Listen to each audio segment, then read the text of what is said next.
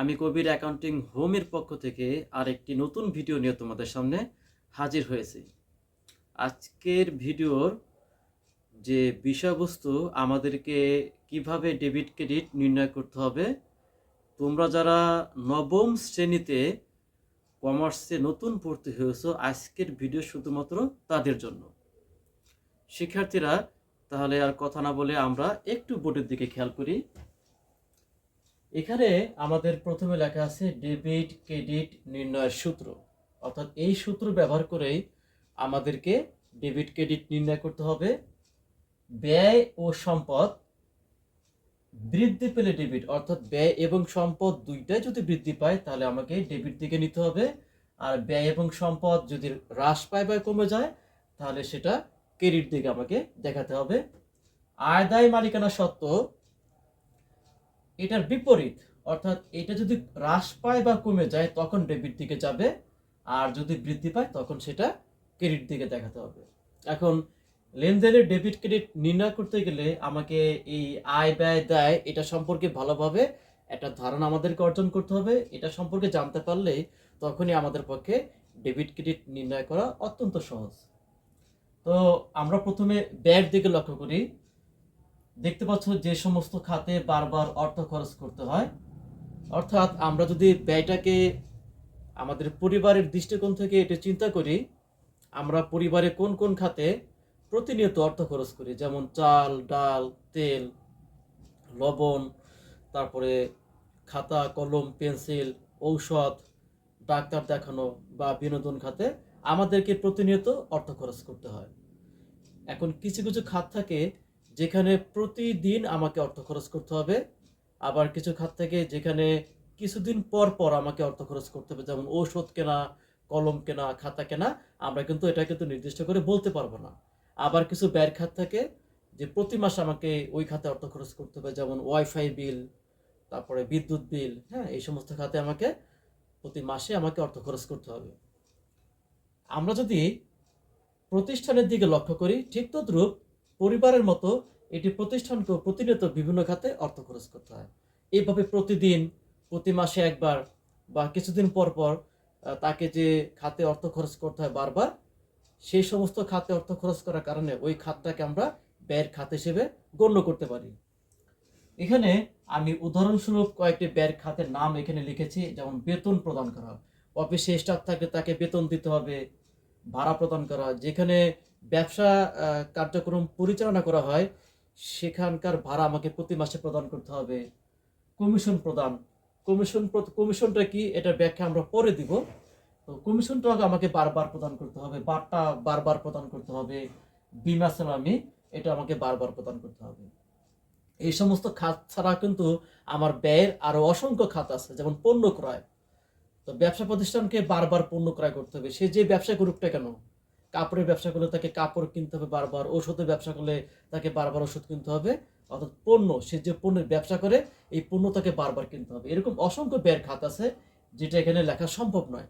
আমি শুধুমাত্র বোঝানোর জন্য এই কয়েকটি ব্যয়ের খাত এখানে আলোচনা করেছি। অর্থাৎ এই সমস্ত খাতে তাকে বারবার অর্থ খরচ করতে হয় বিধায় সেই খাতগুলোকে আমরা ব্যয়ের খাত হিসেবে চিহ্নিত করতে পারি।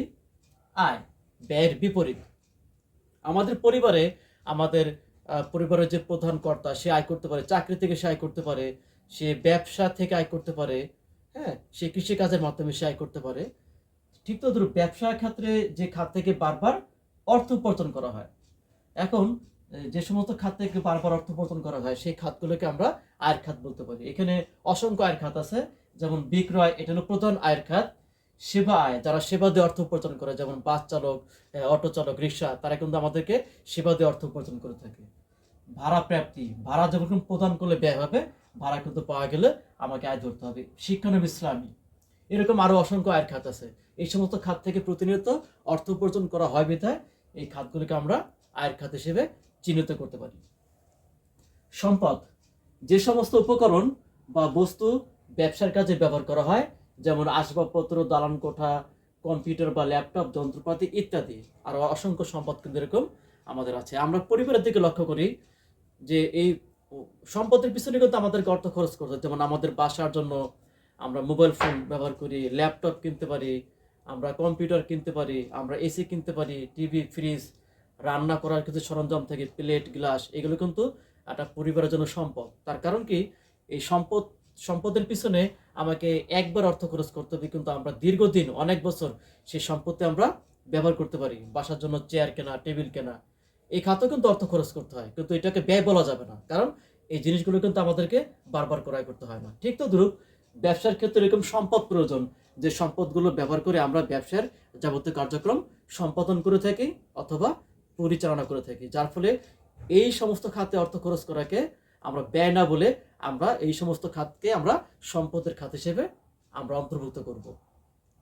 তাই বর্তমানে লেনদেন সংগঠনের পরিপ্রেক্ষিতে ভবিষ্যতে যে অর্থ প্রদান করতে বাধ্য, দায়েরটাকে কিন্তু আমাকে ভবিষ্যতে প্রদান করতে হবে। যেমন আমি আজকে আমার এক বন্ধুর কাছ থেকে বা কোনো পরিচিত আত্মীয় স্বজনের কাছ থেকে 10,000 টাকা ধার করলাম। আমি তাকে কথা দিলাম যে 6 মাস পর বা 5 মাস পরে আমি তাকে টাকাটি ফেরত দিব। তার মানে আমি টাকাটা আজকে ধার নিলাম, কিন্তু আমি তাকে 5 মাস পর বা 6 মাস পর তাকে পরিশোধ করতে বাধ্য। ঠিক তদ্রূপ বর্তমানে যে লেনদেনগুলো সংঘটিত হয়, সেই লেনদেনের টাকা আমি যদি এখন পরিশোধ করতে অপারগ হই, না পারি, তাহলে আমাকে একটা ভবিষ্যতে নির্দিষ্ট সময় পরে সেই অর্থটা পরিশোধ করতে হবে। তো বর্তমান লেনদেন সংঘটিত হওয়ার পরে যেহেতু ভবিষ্যতে আমাকে টাকা প্রদান করতে হবে, এই যত লেনদেনগুলোকে আমরা দায় হিসেবে গণ্য করব। এখানে যেমন বলা আছে ঋণ বা ব্যাংক ঋণ, এই ঋণটা বা ব্যাংক ঋণ আমরা এটাকে দায় হিসেবে গণ্য করব। এরকম অসংখ্য কিন্তু আমাদের প্রতিষ্ঠানে দায় আছে। শুধুমাত্র বোঝানোর জন্য আমি এখানে দুটো দায়ের এখানে উদাহরণস্বরূপ এখানে পেশ করলাম। মালিকানা সত্ত্ব, ব্যবসা প্রতিষ্ঠানের উপর মালিকের পাওনা, দাবি বা অধিকার। ব্যবসা প্রতিষ্ঠান আর মালিক এই দুইটা পক্ষকে কখনো এক করা যাবে না। ব্যবসা প্রতিষ্ঠান একটা পক্ষ আর মালিক হলো আরেকটা পক্ষ। দুতরফা দাখিলা পদ্ধতির নিয়ম অনুযায়ী ব্যবসা প্রতিষ্ঠান এবং মালিক কখনোই একটি পক্ষ হিসেবে গণ্য করা যাবে না। আমি নিজে মালিক, কিন্তু আমি একটি পক্ষ, আমি একটি সত্তা এবং ব্যবসা প্রতিষ্ঠান আর একটি সত্তা। এটা দুতরফা দাখিলা পদ্ধতির নিয়ম। মালিককে মনে করতে হবে তিনি সবসময় ব্যবসা প্রতিষ্ঠানের পক্ষ হিসেবে রাখবেন, যদি মালিক ব্যবসায় তদারকি করে থাকে। আর মালিক যদি কোনো কর্মচারী নিয়োগ করে থাকে, ওই কর্মচারীকে মনে করতে হবে আমি একজন ব্যবসায়িক প্রতিনিধি, আমাকে ব্যবসার পক্ষ থেকে যাবতীয় হিসাব কার্য আমাকে পরিচালনা করতে হবে। কিন্তু ব্যবসা প্রতিষ্ঠানের উপর মালিকের একটা পাওনা থাকে, দাবি থাকে বা অধিকার থাকে, এইটাকে বলা হয় মালিকানা সত্ত্ব।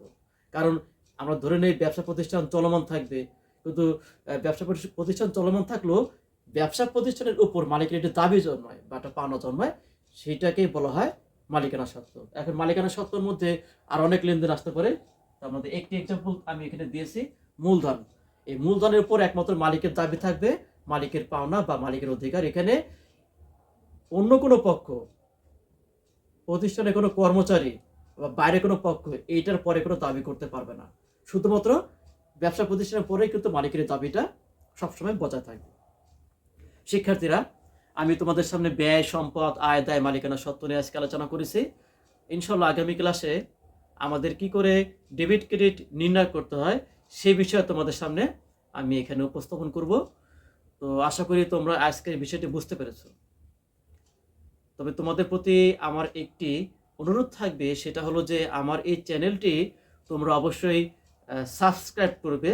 তোমাদের যারা পরিচিত আছে তাদেরকেও এই চ্যানেলের ভিডিও দেখতে উৎসাহ প্রদান করবে। আর তোমরা যদি সাবস্ক্রাইব করো, লাইক দাও, শেয়ার করো, তাহলে আমার পক্ষেও নতুন নতুন ভিডিও তৈরি করতে আমার যে একটা উৎসাহ প্রয়োজন, সেই উৎসাহ কিন্তু আমি এখান থেকে পাবো তোমাদের সাপোর্টের কারণে। তো আজকে এই পর্যন্তই। তোমরা সবাই ভালো থাকো, সুস্থ থাকো। আল্লাহ হাফেজ।